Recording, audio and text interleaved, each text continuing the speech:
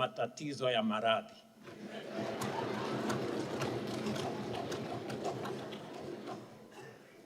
Kufika Uganda kwa sababu ya maradhi yalimzidi akafa.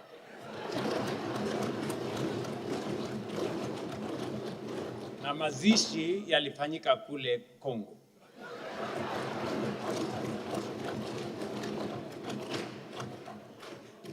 Sababu hiyo nawaomba radhi. Nitoe hotuba yangu kwa Kiingereza.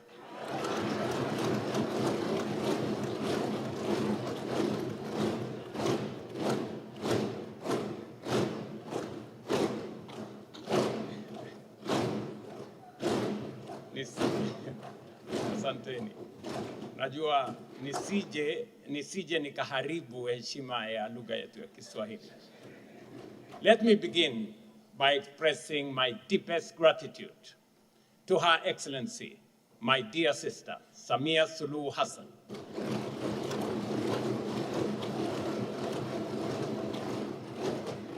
for her gracious invitation to undertake this historic state visit to your great and sisterly nation, the United Republic of Tanzania. From the moment of our arrival, we have been received with exceptional warmth and hospitality. I am equally honored to thank the Right Honorable Speaker, Musa Hassan Azan Zungu, and the distinguished members of this august House for the rare privilege of addressing this parliament. I recall with great fondness Her Excellency's visit to Kenya in 2021, and I am honored today to reciprocate following her re-election as among the first heads of state to visit under her new term. Today, I stand here in reciprocity, not because we as Kenyans are your neighbors, not just your friends, nor even your partners. We are your brothers and sisters. I bring with me the warm greetings of the people and the government of the Republic of Kenya, as well as the goodwill of your fellow parliamentarians in our National Assembly and Senate. And in my company is both the Leader of Majority in Parliament, in the National Assembly, the Leader of Majority in the Senate, and the Minority Leader also in Senate, accompanying me. Mr. Speaker, honorable members, the conversation we are having today is significant and consequential, not only for our two countries, but for our region and our continent. At its core, it is about one central task: growing mutual trust to build shared strength. For far too long, relations among neighboring countries have been shaped by competition, suspicion, and rivalry, forces that have fragmented our markets, weakened our voice, and constrained our collective progress. And if we are to be honest with ourselves, ndugu majirani, some of these forces are still very alive with us. They still shape our narratives. They still influence our relations. Yet, our founding fathers, Mzee Mwalimu Julius Kambarage Nyerere and Mzee Jomo Kenyatta, saw beyond this prism. They understood that Africa's future would not be secured in isolation, but in unity, and they planted the seed of regional integration because our destinies are intertwined and our strength lies in moving forward together. For decades, Tanzania and Kenya have walked side by side, a partnership forged in struggle and anchored in shared purpose. At its foundation, two towering figures of our African history, Julius Nyerere and Jomo Kenyatta. Their partnership built on different but complementary visions inspired a model of unity that transcended borders. Even during the struggle for independence, including the Mau Mau period, Tanzania stood with Kenya, affirming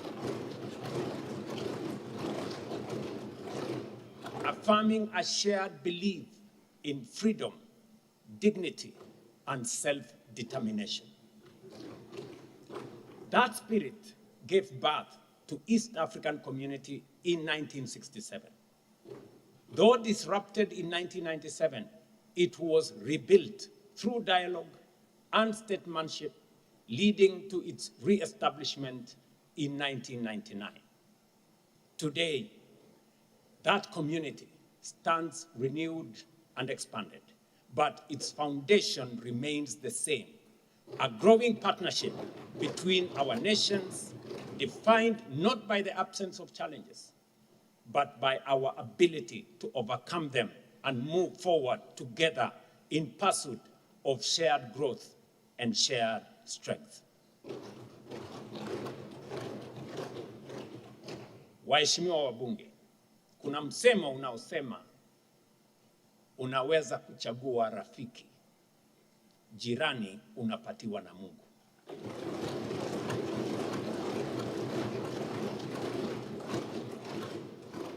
It is this enduring foundation of shared history, shared sacrifice, and shared purpose that finds expression in the ties that bind Tanzania and Kenya today.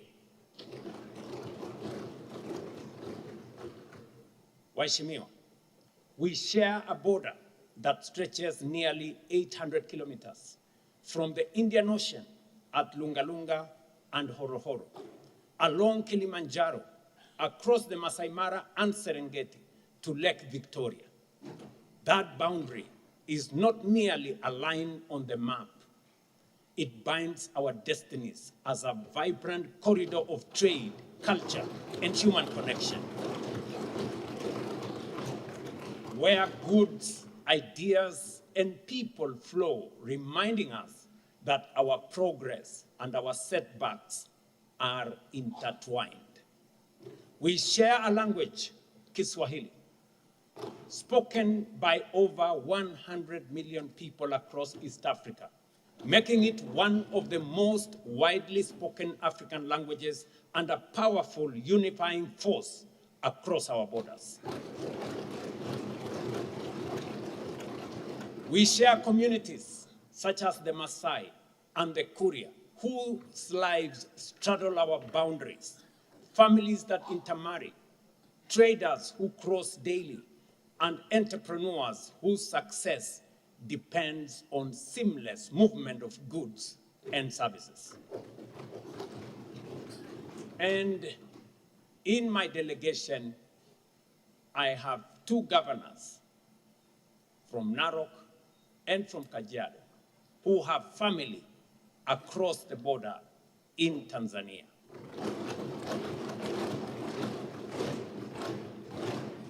But perhaps the most powerful illustration of our unity is found in nature itself.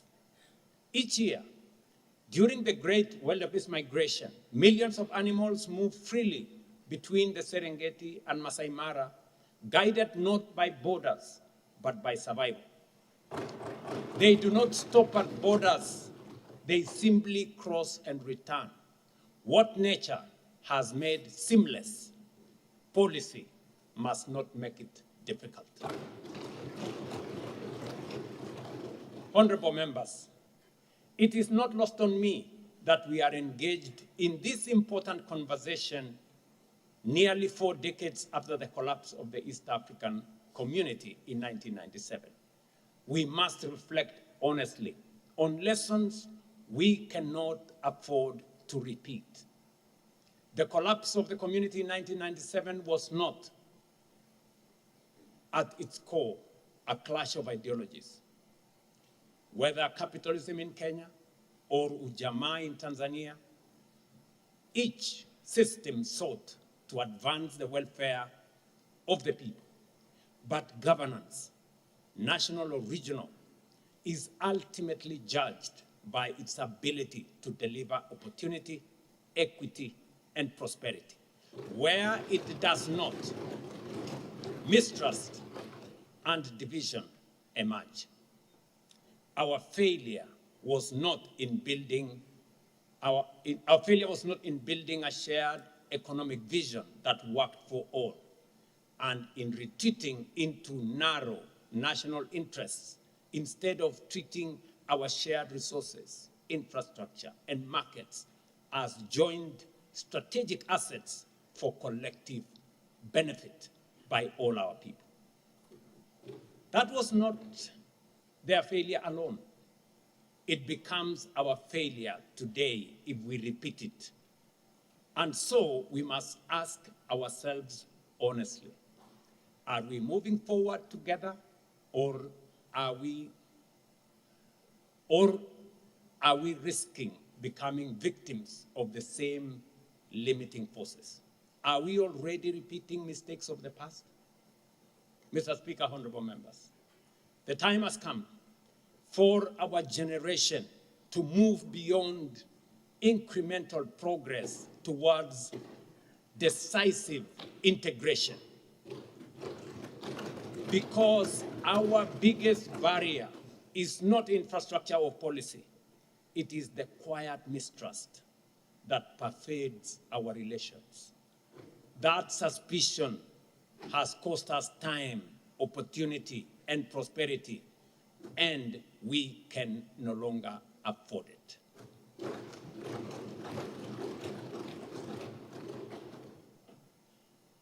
Tuko na maadui wengi, ndugu wa Tanzania, ndugu wa Kenya. Tuko na maadui wengi. Maadui wetu sio wa Kenya. Maadui wetu sio wa Tanzania. Maadui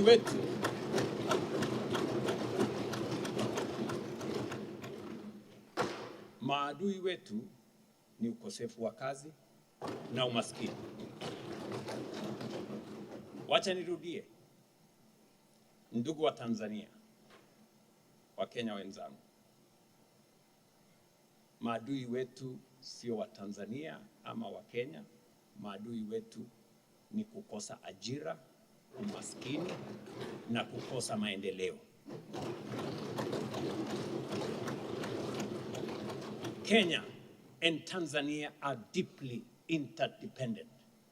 Our bilateral trade reached approximately $860 million in 2025, and we are on course to hitting $1 billion this year, a reflection of growing opportunity.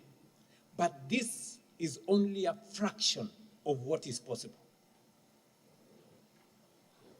Investment cooperation stands as a central pillar of our bilateral relations.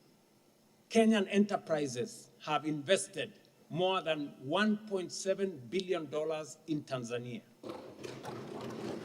creating jobs, advancing skills transfer, and strengthening local capacity across key sectors, including manufacturing, energy, logistics, financial services, and agriculture. Makampuni za Kenya hapa Tanzania zimeegeza bilioni 1.7 ya Kimarekani humu Tanzania.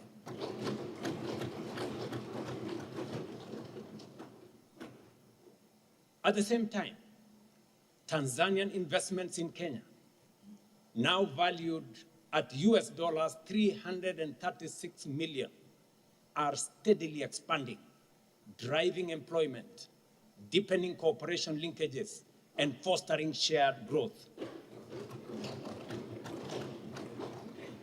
Makampuni za kutoka humu Tanzania wanaegeza kwetu Kenya. Kampuni ya Taifa Gas kwa mfano imeegeza kule Kenya.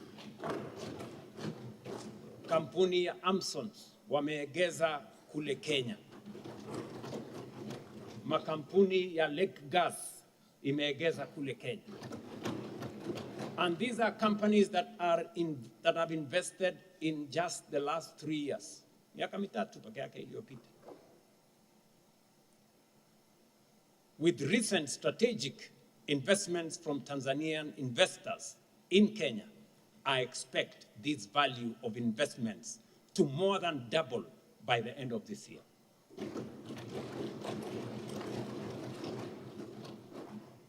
Na unajua wakati Rostam Aziz alinitembelea na akaniuliza kwamba angependa kujenga Taifa Gas, one of the largest tank farms in Africa, in Mombasa. And he had problems. Watu walikuwa wanamzungusha. Nikawaambia Wakenya wenzetu ya kwamba mwegezaji kutoka Tanzania ni mwenzetu.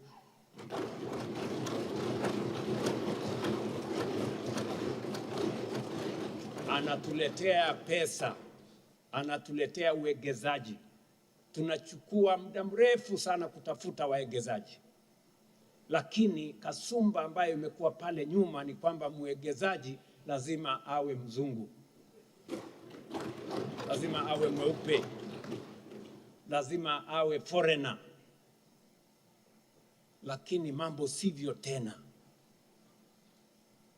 Tuko na kampuni 500 za Kenya zinazoegeza humu Tanzania. Nimefungua milango kwa makampuni ya Tanzania wakuje waegeze Kenya.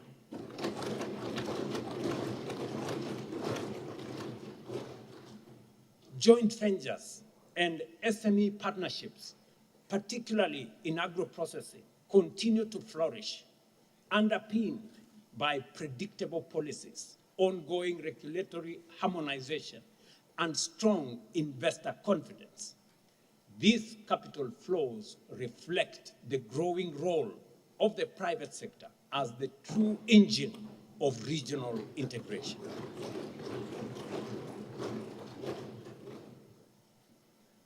Wakati kampuni ya Tanzania walikuja na wakanunua kampuni ya Bamburi Cement, kuna watu walilalamika kwangu, wakaniambia, mbona unaruhusu kampuni ya Tanzania kununua hii kampuni ya simiti hapa Kenya? Wale waliniuliza, niliwajibu nikawauliza pia, kampuni hii ilikuwa inamilikiwa na watu wa Ufaransa. Mbona hamkulalamika siku ile ilikuwa inamilikiwa na Wafaransa, leo inamilikiwa na Mtanzania, mnalalama? These cross-border investments are not merely flows of capital. They are powerful catalysts for expanding trade, the deepening interdependence of our manufacturing and agro-processing sectors in driving sustained demand for raw materials while spurring investment in value addition and integrated supply chains for export. With the right policy support, this momentum can significantly expand bilateral trade beyond current levels and position our two economies to capture a larger share of opportunities within the East African community and the Africa Continental Free Trade Area. Across the East African community, intra-regional trade stands at between 15% and 20%. meaning the vast majority of our trade still takes place outside our region. Yet, this is not a limitation. It is an opportunity. By expanding and trading more with each other, we create jobs, expand markets, strengthen industries, and build resilience across global shocks. At the heart of this opportunity are our young people. Across Kenya, Tanzania, and a wider region, millions of young men and women are entering the workforce each year with talent, ambition, and determination.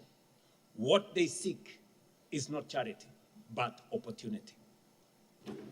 By deepening our integration, expanding trade, and investing in shared infrastructure, we are not only growing our economies, we are creating pathways to jobs, enterprise, and dignity for this generation of young people. In doing so, we are also addressing one of the most pressing challenges of our time, ensuring that the energy of our young people is harnessed for progress, stability, and shared prosperity. Ladies and gentlemen, members of parliament, for this to happen, we must move beyond narrow national calculations and embrace a mindset of partnership where each country's progress reinforces the other's success. It must be grounded in physical connectivity, shared infrastructure, and deliberate investment that bring our economies closer together in practical and measurable ways. That is why the project we are advancing together are so consequential. The development of the road corridor from Malindi through to Lungalunga to Dar es Salaam is not merely a transport upgrade. It is a strategic artery of commerce, tourism, and people exchange along our Indian Ocean coastline. Similarly, the planned expansion of railway connectivity from Voi through Singida and onward towards Burundi represents a transformative step towards linking our hinterland markets, unlocking trade routes into the Great Lakes region, and positioning East Africa as a gateway between the Indian Ocean and the heart of our African continent. Let me also mention the 400 kV Kenya-Tanzania power interconnector, spanning over 500 kilometers, has done more than connect two grids. It has synchronized our electricity systems, enabled power trade, improved reliability, and reduced vulnerability to supply shocks. And as we look ahead, the proposed Shinyanga-Mabuki-Kilgoris-Rongai interconnector will deepen this integration further. It will expand transmission capacity, strengthen the East African power pool, and allow us to optimize our diverse energy sources, Tanzania's gas, Kenya's geothermal and wind, and the region's broader renewable potential into a more reliable and competitive regional energy market. But infrastructure must also be owned in a way that creates confidence and shared responsibility. The recent decision by Uganda to acquire a stake in the Kenya Pipeline Company in Kenya is significant. In one act, it transformed its role from a user to a partner, turning the pipeline into a shared regional asset anchored in mutual benefit, energy security, and long-term confidence. In the same spirit, Kenya stands ready to invest as a strategic partner in the proposed oil refinery in Tanga.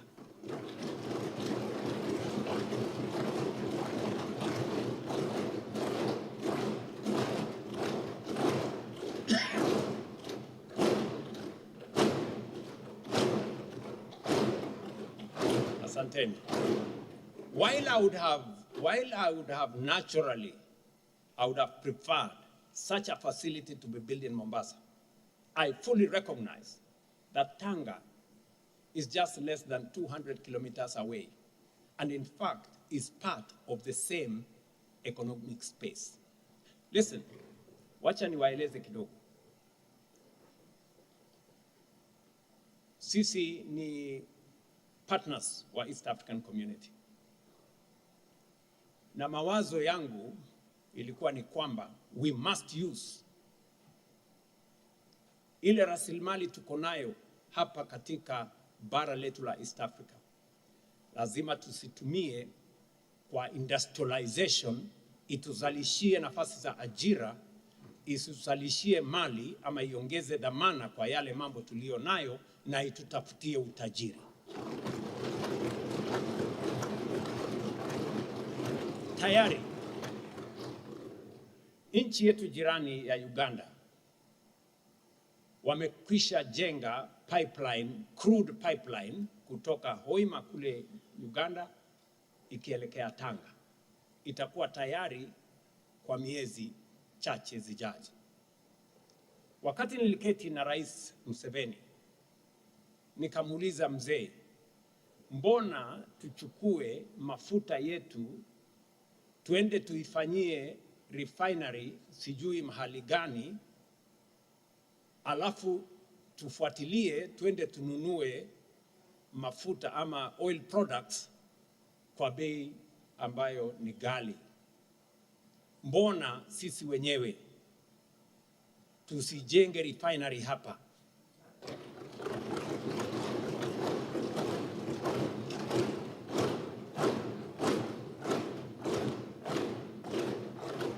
Na Rais Museveni akanieleza kama nyinyi mko tayari, kwa sababu kama Uganda peke yetu ile refinery kuijenga itakuwa gharama ya juu na hatuna uwezo wa kujenga peke yetu. Kama Kenya na Tanzania wako tayari, tuungane, tunaweza kujenga ile refinery hapa kwetu.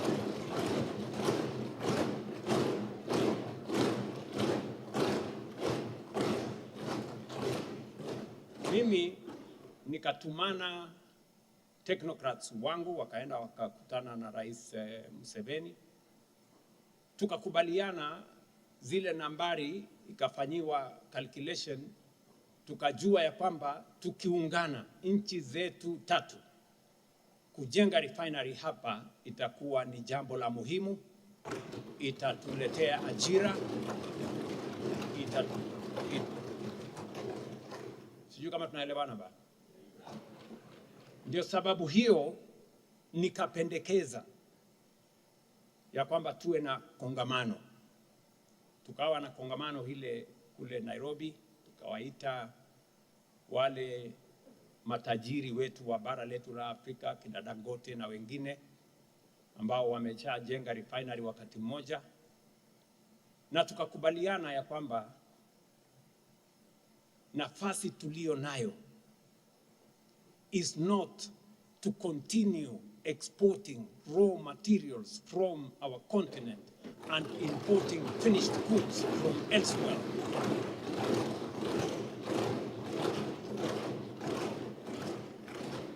Na ndio sababu hiyo tukapendekeza ya kwamba tukiungana Uganda, Tanzania na Kenya tunaweza kujenga refinery, ndio tuhakikishe ya kwamba ile mafuta tunairefine hapa kwetu, pesa inabaki hapa kwetu, nafasi za ajira inabaki hapa kwetu, tutengeneze bidhaa zingine ya fertilizer ama mbolea hapa kwetu, plastic industry iwe hapa kwetu, petrochemical industry iwe hapa kwetu, badala ya kuzitafuta kutoka nchi zingine, badala ya sisi kwenda kung'ang'ana kule sijui Strait of Hormuz kulete mafuta kutoka sijui wapi.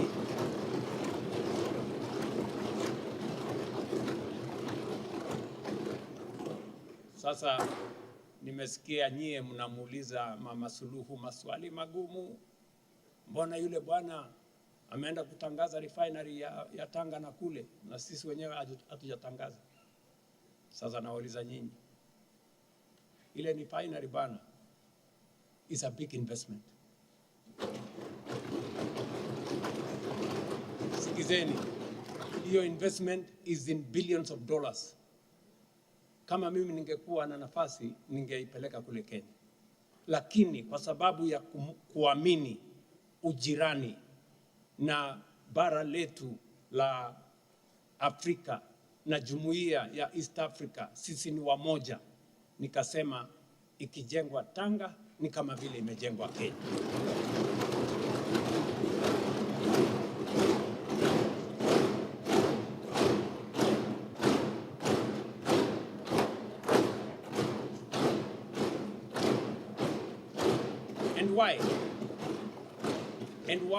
And why are we building it in Tanga? It is because the crude pipeline is already heading to Tanga. Na mafuta pale tukimalizia itakuwa sehemu fupi sana kutoka Tanga mpaka Mombasa. Tupeleke mafuta alafu tuweke kwa ile pipeline ambayo tuko nayo tayari. It will make our Kenya pipeline commercially viable, better, and hatutakuwa tunasumbuka na sijui Hormuz na wapi kutoka hapa Tanga mpaka Mombasa.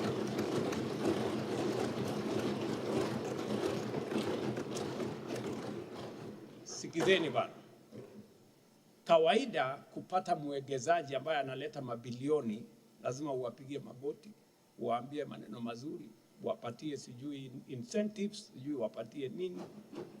Mimi nawasaidia kuleta investment Tanga.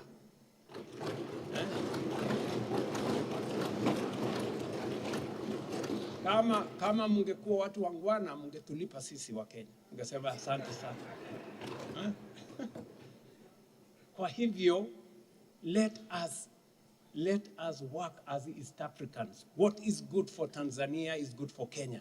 And what is good for Kenya is good for Tanzania. Tafadhali na wasihi, nikiwa rais wa pili, kwa mapenzi ya Mungu na kwa heshima yenu, kuhutubia bunge hili la watu, the great people of Tanzania, I want to ask you, sisi ni wamoja bana. We are one people.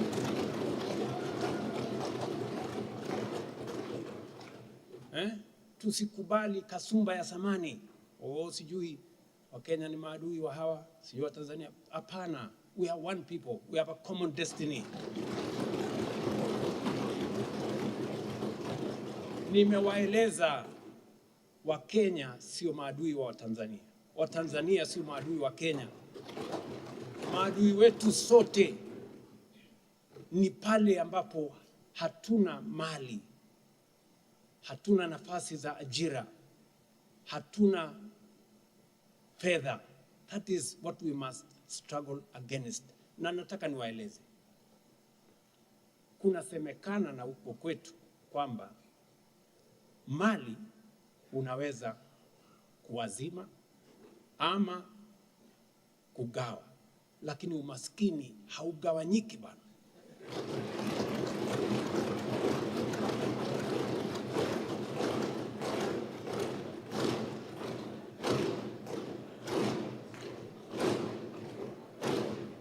Yeah, let me put it in English. This said, you can share wealth, but you cannot share poverty. What matters is not whether the asset is in one side of the border or the other. What matters is whether it strengthens our shared prosperity. That is the model we must pursue That is the model we must pursue. Shared corridors, shared energy systems, shared ownership, shared responsibility, and shared benefit. But infrastructure alone is not enough. Integration must also be supported by strong, credible, and effective institutions. That is why the decision taken at the 25th Ordinary Summit of the East African Community in Arusha were both timely and necessary. I have been to many meetings of EAC, but the one we had last was the most consequential in my estimation. First, we appointed Ambassador Stephen Patrick Mbundi, a Tanzanian national, as Secretary General. As he assumed office on 25th April 2026, Kenya reaffirms its full support for Mr. Mbundi. Second, we adopted a new financing model, 50% equal contribution and 50% assessed contribution, effective 1st July 2026. We also agreed to waive 50% of outstanding arrears on condition the balance is cleared within 2 years. Third, we agreed that quorum for all EAC organs shall be 2/3 of partner states, streamlining decision-making and making our union more effective. Fourth, all partner states must eliminate non-tariff barriers by 30th June 2026 without exception. And that is why my sister, President Samia Suluhu Hassan, and I yesterday instructed our officials, some of them in this room, that all the outstanding non-tariff barriers between Kenya and Tanzania, and there are about 20-something, we've told them by the end of this month, they must meet and clear all non-tariff barriers. We want to streamline.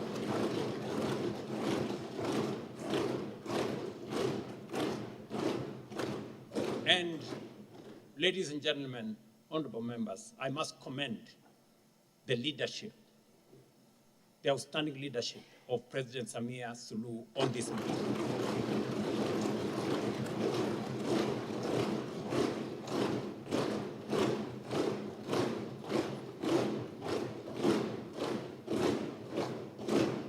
Mnajua, asante sana. Mnajua pale 2024 biashara yetu ilikuwa imefika $950 million. Lakini mwaka wa 2025 ilirudi nyuma to 860. We lost almost $100 million of business between Tanzania and Kenya. Kwa sababu tuko na watu wajeuri na kiburi mingi pale kwa boda. Wewe Tanzania unaenda wapi? Wewe Mkenya unaenda wapi? Sijui. Watu bure sana. Wametuharibia biashara. Mr. Speaker, I don't want to run into the trouble of using unparliamentary language. Lakini hawa watu ambao wanaharibu biashara yetu pale, weka hii, tumeambia mawaziri wetu wafanye kutano, tuondoe biashara, itusaidie kuunganisha watu wetu, kuhakikisha ya kwamba biashara inaendelea mbele, tuzalishe mali, tuzalishe ajira, tuondoe umaskini.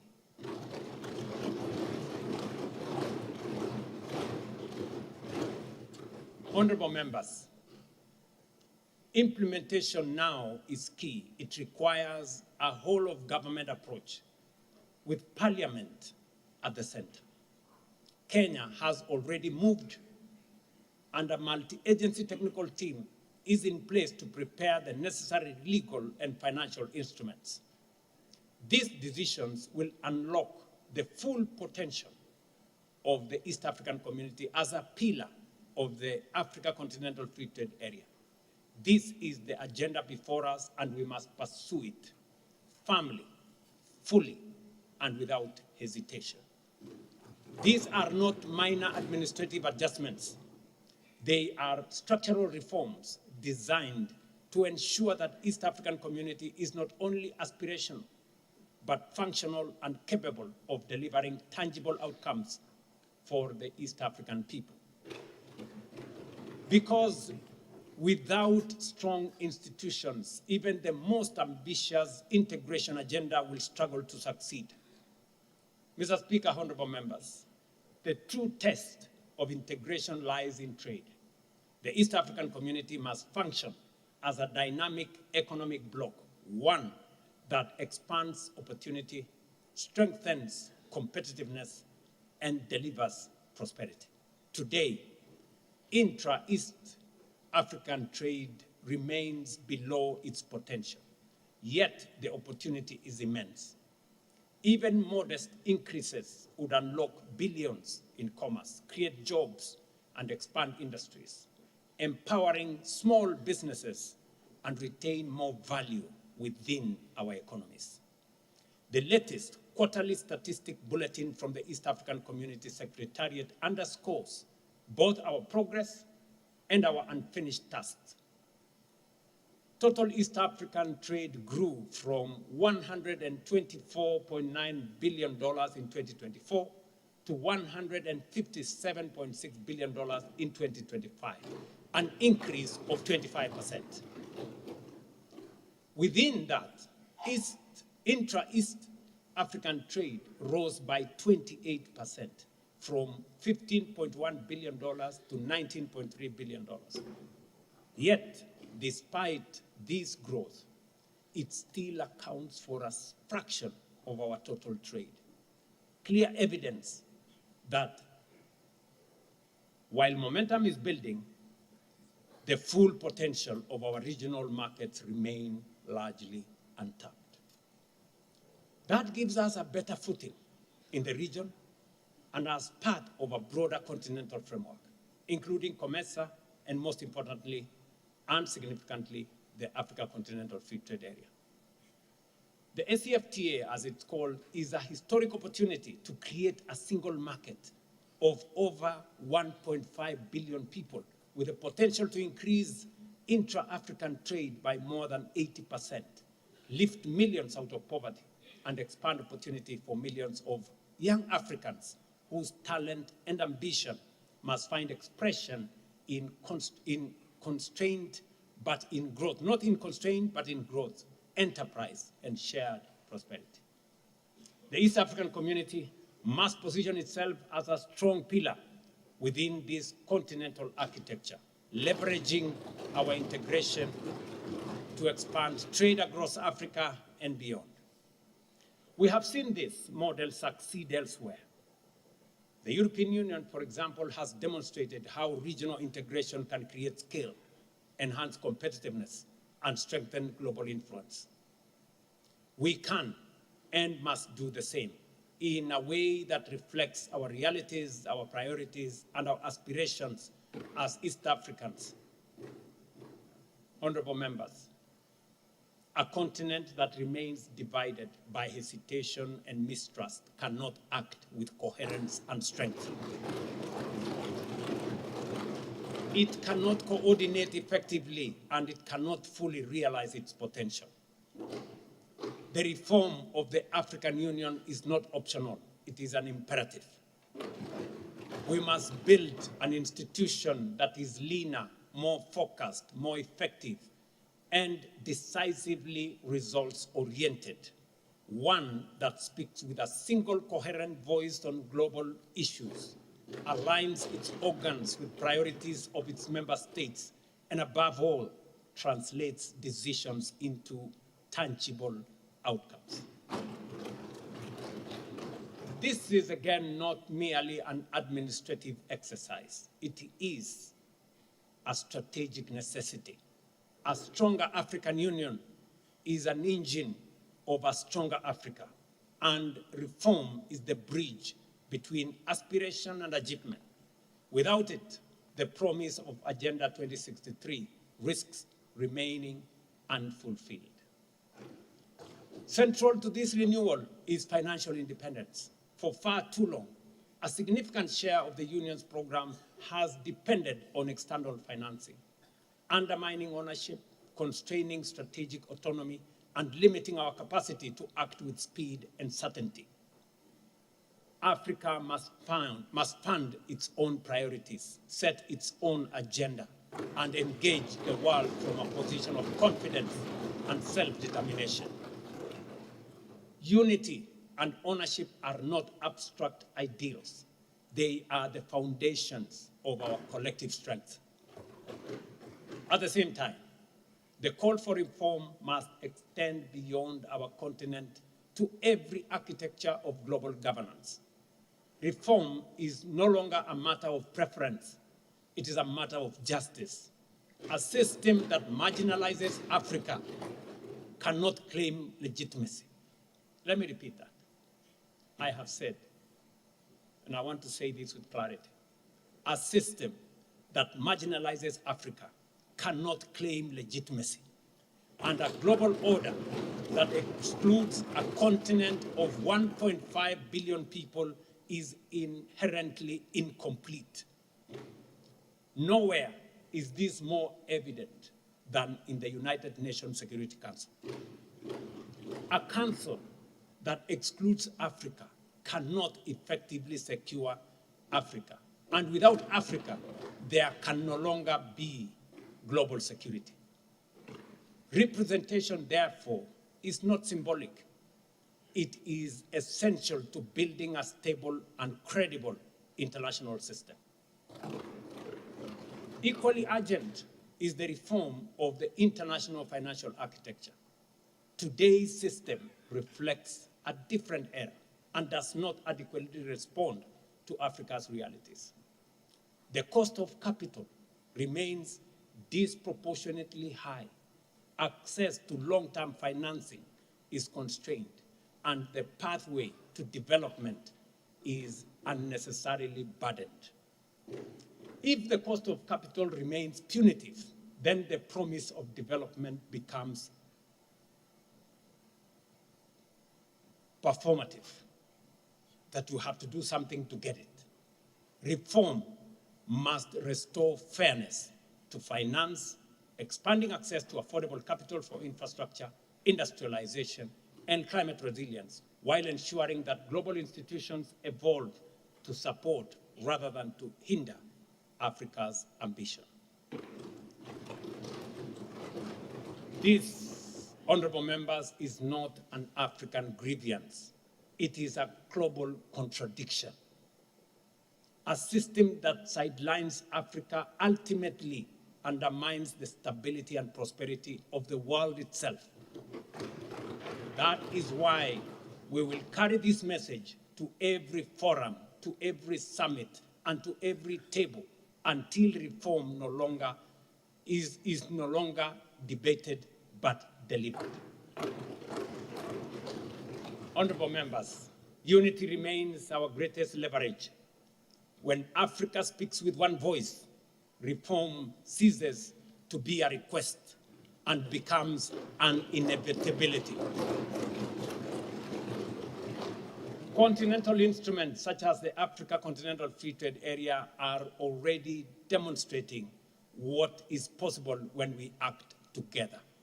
We must now match that ambition with institutions and financial systems that enable progress rather than obstruct it. From strengthening regional and continental institutions to reshaping global finance and governance, the path forward is clear. We cannot build prosperity in isolation. We cannot secure progress alone. We cannot shape the future while divided. We must build it together, deliberately, systematically, and with unwavering resolve. Mr. Speaker, honorable members, as I bring this address to a close, allow me to reflect briefly on leadership. Leadership is above all a privilege that comes with responsibility.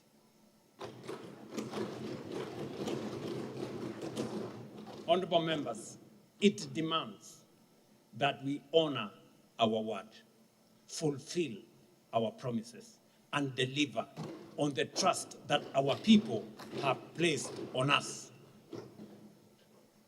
The trust test of leadership is not the offices we hold, but the outcomes we deliver and the courage we show in delivering them. In Kenya today, we are making deliberate progress in expanding healthcare, strengthening education, and delivering housing at scale as part of a broader commitment to dignity and shared prosperity. These efforts have required courage, the courage to make difficult decisions in pursuit of long-term national gain, because leadership is not about following the crowd, but about leading with conviction, even when the path is not easy. It is this same spirit that we must now lead beyond our borders, because the choices we make as nations will determine the strength we build as a region and the influence we command as a continent. The investments we are making in infrastructure, energy, agriculture are not projects for one country alone. They are part of a broader vision of shared strength, one that connects our economies, aligns our interests, and advances our common future. And so, I extend a clear invitation to the private sector in the United Republic of Tanzania. Let us partner in this transformation. Let us invest together, build together, grow together, so that the prosperity we create is not divided but shared. Mr. Speaker, honorable members, in the end, the question before us is not whether we are neighbors. It is whether we will choose to act as partners. It is whether we will remain constrained by suspicion or rise together in shared strength. Because from neighbors to nations to the global stage, our future will be defined not by what separates us, but by what we choose to build together. Let me say one more thing. This morning, I had the privilege to speak to Masha. I think it's called Masha Mashomba. The good gentleman who is the managing trustee of NSSF Tanzania. And I've often referred to NSSF Tanzania in Kenya because you decided in 1997 that savings is a culture you must build. And today, your National Security Fund demands by law that you save 20%, both by employer and employee, at your National Social Security Fund. We did just change the law in 2023 in Kenya to follow in the footsteps of what Tanzania have done. And today I was talking to Masha and he was telling me the progress of his building in Nairobi, Upper Hill, Nairobi. He's building a 22-story building, twin tower, $51 million from your own savings here in Tanzania. What a lesson for us as Kenyans, you know? And that he was telling me in 2 years, the building will be ready. That is how, honorable members, we must take charge of our own development and our own prosperity. We must learn to mobilize domestic resources. We must learn that we can build our resources by mobilizing domestic resources. And we know, economists tell us that investment is a function of savings. You cannot invest what you don't have. So we are learning lessons from one another. And I'm very proud that my sister Samia Suluhu and I, at this moment in the history of our two nations, we are working together closely to bring the people of East Africa together, to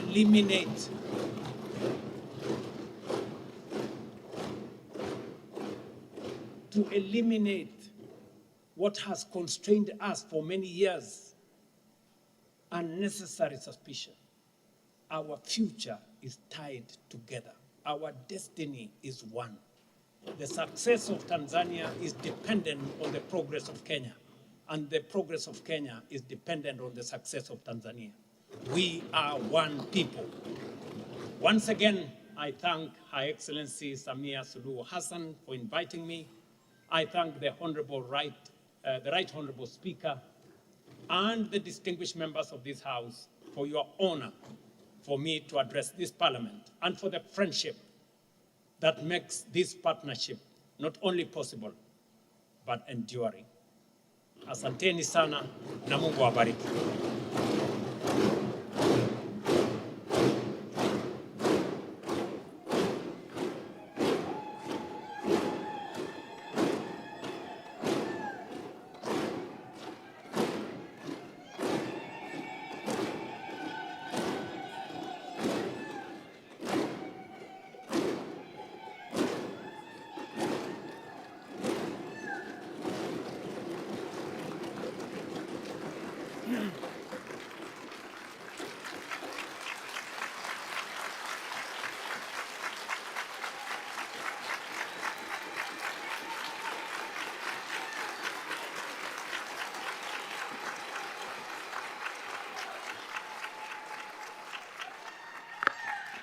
Mheshimiwa Rais wa Kenya,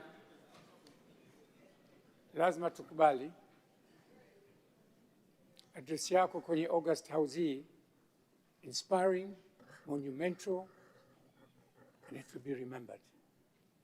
Asante sana. Sasa Mheshimiwa Rais, sisi tuna utamaduni kwenye bunge kwa mgeni wa heshima kama wewe, lazima tupate mawili matatu kutoka baadhi ya watu. Dakika mbili. Kwanza namkaribisha Mheshimiwa Aweso ambaye ndiye anatoka kwenye mkoa ambao bomba la mafuta linapita. Na I hope hataongeza mke mwingine. Mheshimiwa Aweso, karibu, dakika 2-3.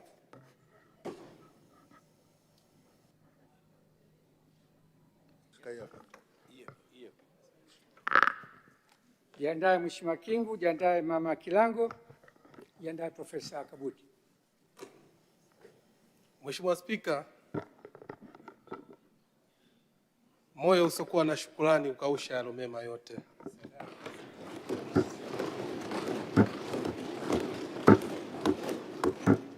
Kwa dhati ya moyo, mmenipa nafasi hii kutoa shukrani kwa niaba ya wananchi wa mkoa wa Tanga. Nimshukuru sana Rais Daktari Samia Suluhu Hassan kwa moyo wake na upendo wake wa kumkaribisha Rais wa Kenya wa Jamhuri ya Kenya Dr. William Samuel Ruto. Amezungumza mara nyingi sisi kwa wasaidizi wake kwamba Dr. William Samuel Ruto ni kaka yake. Na sisi kama wasaidizi wake amesisitiza mara kwa mara kufanya kazi kwa umoja na mshikamano. Nataka nikuhakikishie Mheshimiwa Rais Dr. Samuel Ruto, mimi ni waziri wa maji ambaye nimepewa dhamana, tunafanya kazi kwa ukaribu na Mheshimiwa Engineer 𝙏𝙗𝙧 ambaye ni rais wako wa maji na umwagiliaji Jamhuri ya Kenya. Mheshimiwa Spika, dunia ya sasa inataka viongozi watakaoleta matokeo. Na baba wa taifa aliwahi kusema uongozi sio cheo, uongozi ni matokeo. Mheshimiwa Daktari Samia Suluhu Hassan, Dr. William Ruto, hawa ni viongozi wetu wa matokeo. Tuwapigie makofi mengi sana. Imamu Shafi aliwahi kusema nyoyo za binadamu inaongeza mapenzi makubwa, hasa kwa viongozi ambao wanatenda mambo yaliyo mema kwa watu wao. Kwa haya ambayo amezungumza Mheshimiwa Rais wa Jamhuri ya Kenya pamoja na Rais Daktari Samia Suluhu Hassan, hakika wataendelea kukumbukwa na kubaki katika historia kwa matendo mema ambayo wanawatendea hasa Watanzania pamoja na Jamhuri ya Kenya. Mimi nimetokea Tanga. Mji wa Tanga tumekuwa tukitangatanga hasa katika maendeleo. Lakini leo umezungumza hapa, hakuna swala la ubinafsi katika maendeleo. Umesema refinery ikajengwe Tanga. Mungu atakubariki Mungu.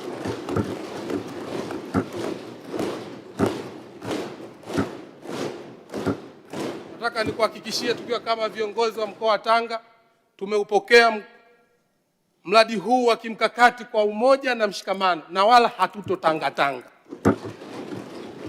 Tutaleta ushirikiano.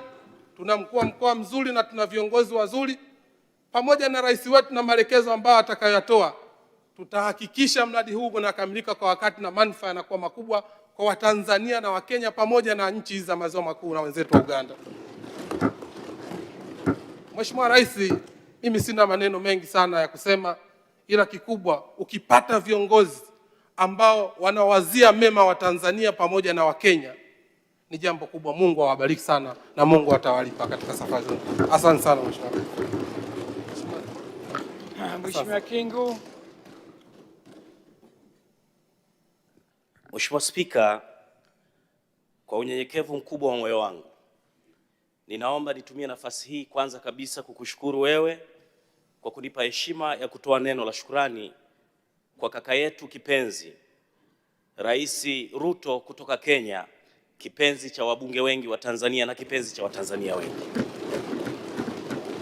Mheshimiwa Spika, maneno aliyotoa Rais Ruto katika bunge hili leo, nafsi yangu imenikumbusha niamini ya kwamba ndoto za hayati baba wa taifa Mwalimu Julius Kambarage Nyerere, ndoto za Jomo Kenyatta zingali zinaishi katika mioyo ya marais hawa wawili, Daktari Samia Suluhu Hassan na Daktari Samuel Ruto, kipenzi cha Watanzania, kaka yetu kutoka Kenya.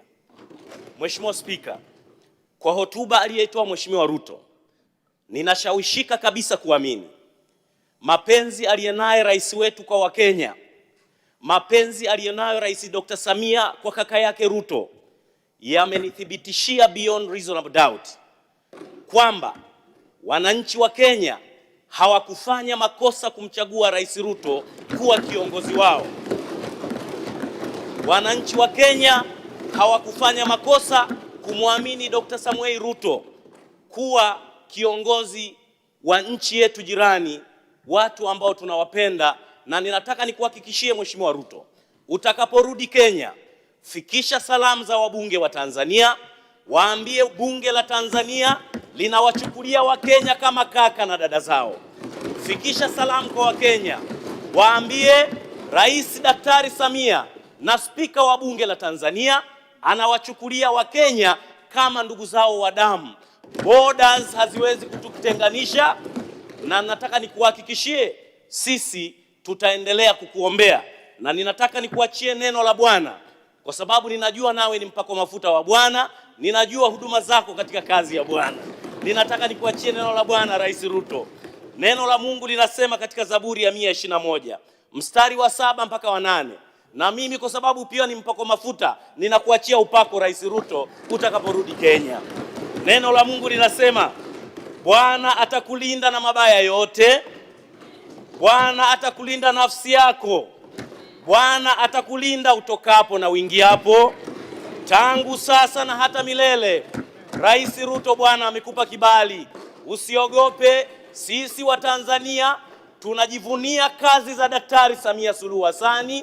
Sisi wa Tanzania tunathamini kazi na mageuzi makubwa rais wetu aliyefanya katika nchi hii, na kwa sababu wewe umechagua kumwamini rais wetu kama dada yako, sisi wabunge wa Tanzania, ni nani tusikuombee wewe ushinde uchaguzi wako mwakani. Bwana akubariki, neema ya Mungu ikufunike, malaika wa Bwana wakuatamie. Nenda shujaa Ruto, tutakukumbuka wa Tanzania. Sisi ni damu yako, sisi ni mifupa yako. Bwana akubariki na kutengemaza katika jina la Bwana. Asante Rais Ruto.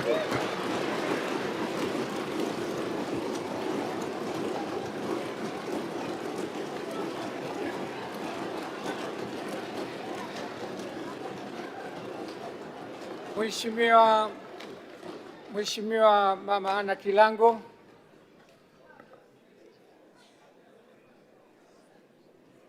Mheshimiwa Rais William Ruto, Rais wa Kenya.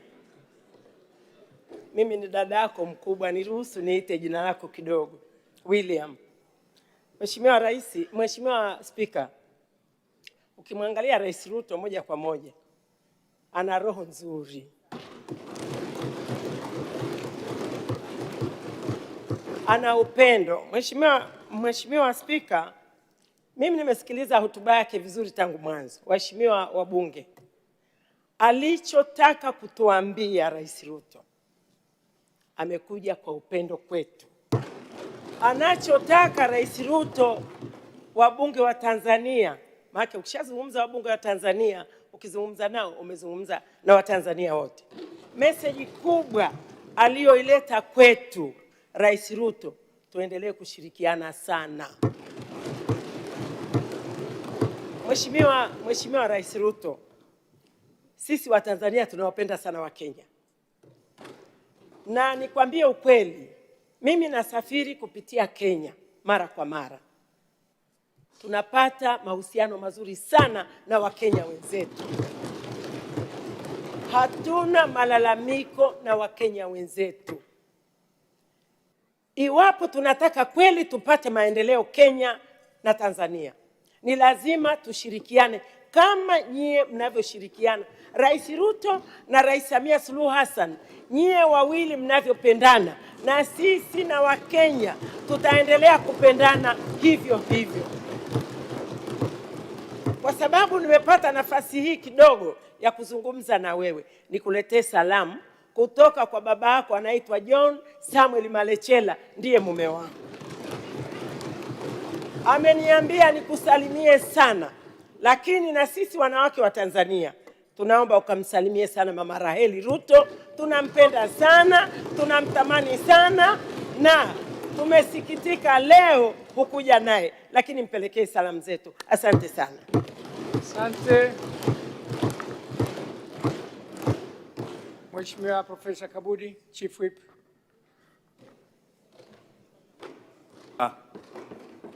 Nami ni ungane na wenzangu wote kumshukuru sana Mheshimiwa Rais wa Jamhuri ya Muungano wa Tanzania Dr. Samia Suluhu Hassan kwa kumwalika ndugu yetu Rais Dr. William Kipchiriri Samoei Arap Ruto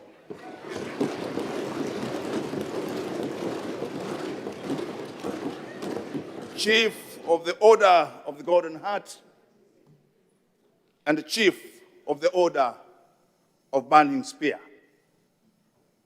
Mheshimiwa Dr. Ruto, umezungumza hotuba yako yenye maono makubwa, yenye utuo.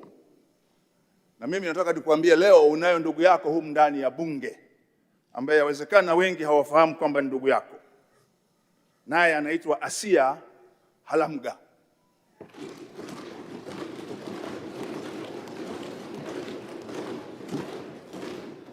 Huyu ni Mdatoga ambayo wote mlitoka mlikotoka, nyinyi mkabaki wa Kalenjin, wao wakaja mpaka Serengeti, wakaingia Ngorongoro, wakaingia Hanang. Kwa hiyo ulipozungumza leo, na nalisema hili kwa sababu watu wanadhani undugu wa Wakenya na Watanzania na kwa sababu ya mpaka, lakini huyu ni ndugu yako wa damu, Asia Halamga. Na Mheshimiwa Ruto amezungumza jambo la kweli kabisa. Wakati wa Maumau wako ndugu zetu kutoka Kenya ambao walikuja. Waliotoka Nyeri walienda Maswa, na waliotoka Kiambu walienda Mfindi, na wengine walipanda mpaka kuwa mawaziri katika baraza la mawaziri la Tanzania. Joseph James Mungai.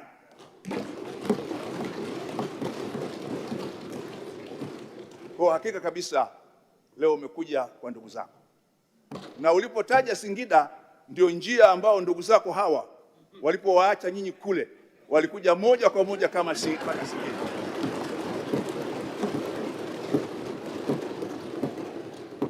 Lakini leo umezungumza mambo makubwa sana. Moja, tuzalishe mali sisi wenyewe kwa kutumia rasilimali zetu hapa ili tujenge ajira, lakini tulete maisha bora kwa watu wetu. Maana yake unazungumzia yale yale aliyozungumza baba wa taifa Mwalimu Julius Kambarage Nyerere katika kazi yake ya mwisho kabla ya kupandishwa cheo kwenda mbinguni, kwamba ni lazima sisi watu tujitegemee, na kujitegemea ni sisi kufanya kazi kwa pamoja na kuzalisha kwa pamoja. Wakati umefika sasa wa kuanza kutengeneza bidhaa na kuziuza nje ya Afrika ya Mashariki kama made in East Africa. Na Mheshimiwa Dr. Ruto na sisi wote turudi tena tulisome upya the Kampala Agreement of 1964 as it was amended in Mbale in 1965, and that should be now the spirit of what we have said today. We need to join hands in order to make East Africa again prosperous, strong, and united.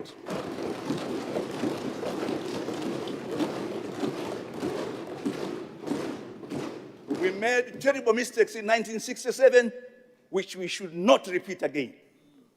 We should not repeat again. We did it because of our short-sightedness. Now it is time, as you have said in your speech, for all East Africans to be emboldened to work together. Kenya, Tanzania, and Uganda, we have a historical responsibility of making East Africa move forward and forge forward united. Nikushukuru sana kwa hotuba yako ambayo imetupa mambo mengi sana. Na hotuba ya mzee Moi ninayo hapa kwenye Hansard zetu ya tarehe 12 Novemba mwaka 2002. Na naamini kabisa Mheshimiwa Spika, baadaye Dr.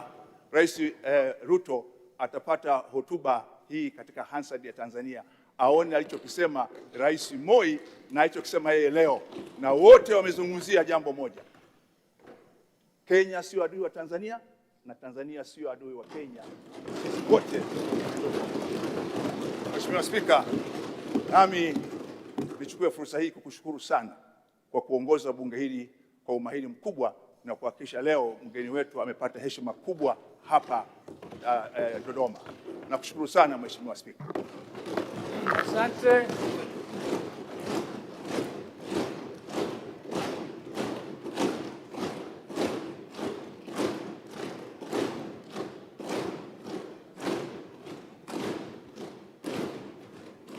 Mheshimiwa Rais Ruto, hayo ni maneno machache tu, kwa chache.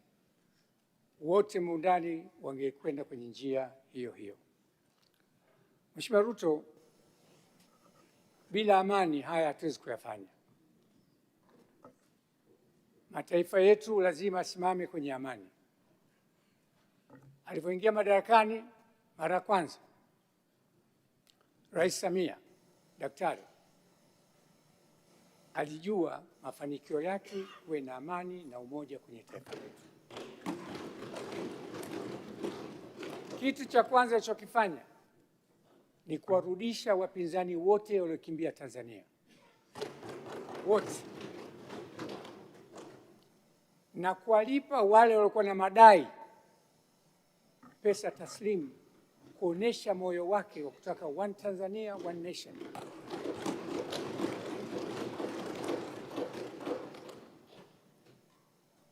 Na katika fora zake, falsafa zake, Mheshimiwa Rais, na sasa anakwenda mbele zaidi kuonesha dunia na Watanzania, we can work together. hivi karibuni amemteua Deputy Minister, ofisi ya waziri mkuu kutoka opposition, Mheshimiwa Munisi.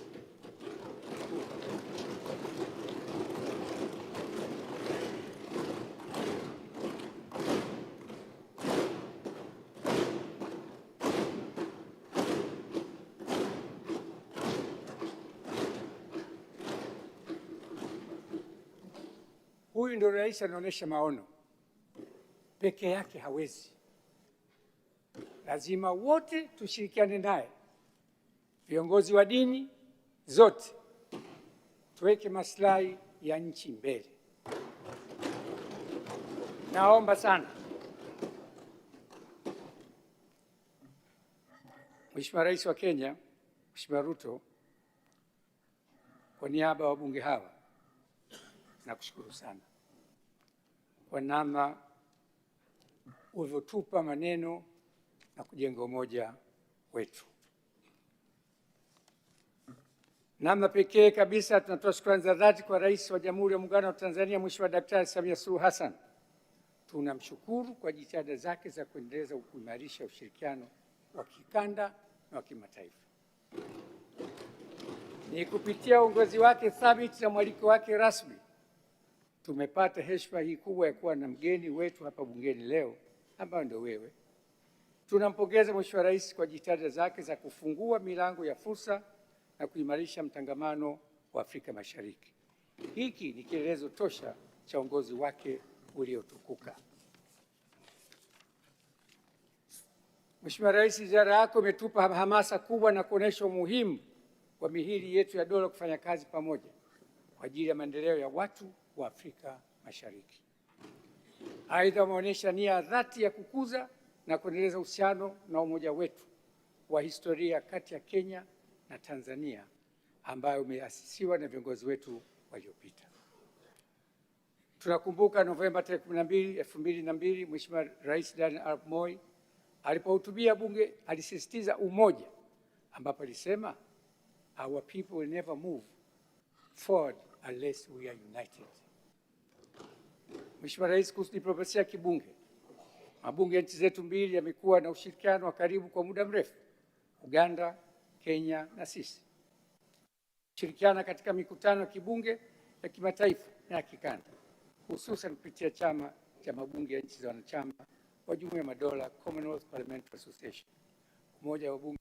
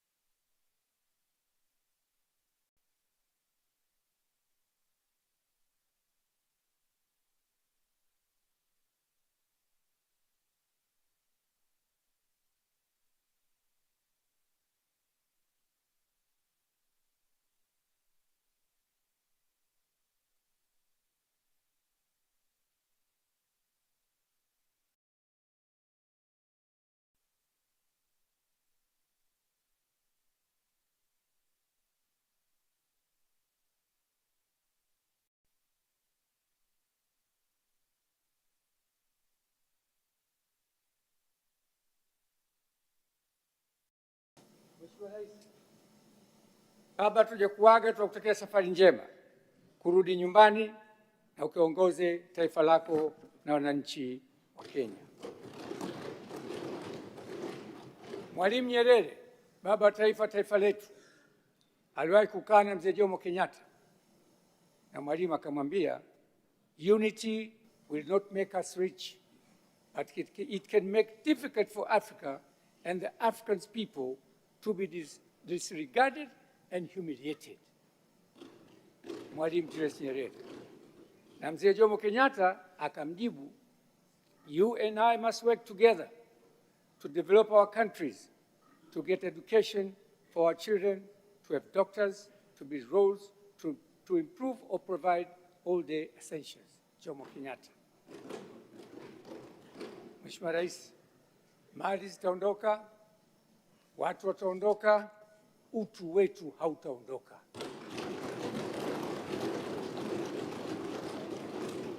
Tunajua tulipotoka na tunajua tunapokwenda. The only thing, we should walk the talk. Bila kubadilika mindset zetu, hatuwezi kupambana na the new world order ambayo sasa hivi ipo duniani. Tushikamane, tupendane, tuambizane, kwenye tatizo tuitane, tuzungumze, and we move together. We open pages together for the future and benefit of our people. Baada ya maneno haya, Mheshimiwa Rais, nakushukuru tena sana kwa ujio wako na kututembelea bungeni na kutupa maneno muhimu sana. Mataifa haya tukiungana, GDP ya East African Community sasa hivi ni almost 419 billion, and we can do more kwa mashirikiano haya. Baada ya maneno haya, nasitisha shughuli za bunge mpaka saa 11 jioni.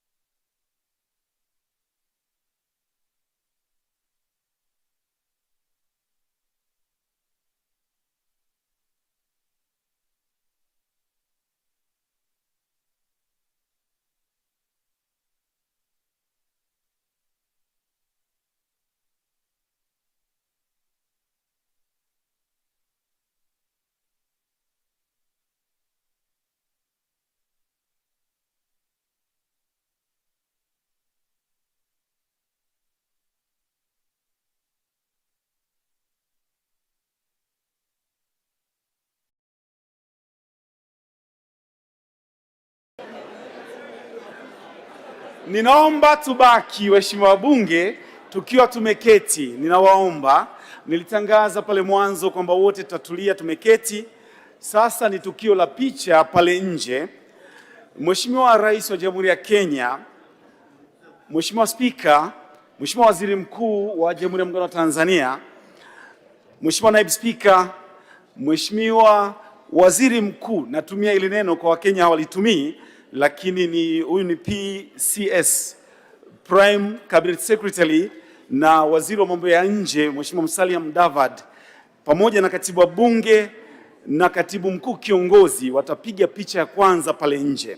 Ninaomba waheshimiwa wabunge wote tuketi, lakini kutakuwa na picha ya pili ambayo Mheshimiwa Rais wa Kenya pamoja na wenyeviti wa bunge, makamishna wa Tume ya Utumishi wa Bunge, maspika wastaafu Mheshimiwa Ernest Mamba Makinda, Mheshimiwa Dr. Tulia Ackson, mtakwenda kupiga picha pale nje. Itakuwa ni picha ya pili, pamoja na makatibu wa bunge wastaafu, na picha ya tatu itakuwa ya Rais wa Jamhuri ya Kenya na makatibu wakuu wa wizara za Tanzania, na picha ya nne itakuwa Mheshimiwa Rais wa Kenya pamoja na management ya ofisi ya bunge na makatibu mezani, na picha ya kumalizia itakuwa ni Rais wa Jamhuri ya Kenya na watumishi wa Wizara ya Mambo ya Nje na Ushirikiano wa Afrika Mashariki ambao Mheshimiwa Spika aliwatambulisha. Haya makundi ukiacha wale management ya utumishi wa Bunge, yako mengine ni waalikwa wa Mheshimiwa Spika. Wamealikwa kama wageni wa Mheshimiwa Spika, ndio maana wanakwenda kupiga picha pamoja nao. Ninawaomba Mheshimiwa Bunge, kwa sababu tukitoka ile background ya mlango mkuu inakuwa blocked na presence yetu, kwa hiyo tupishe wamalize kupiga picha. Naombeni sana na asanteni kwa ushirikiano.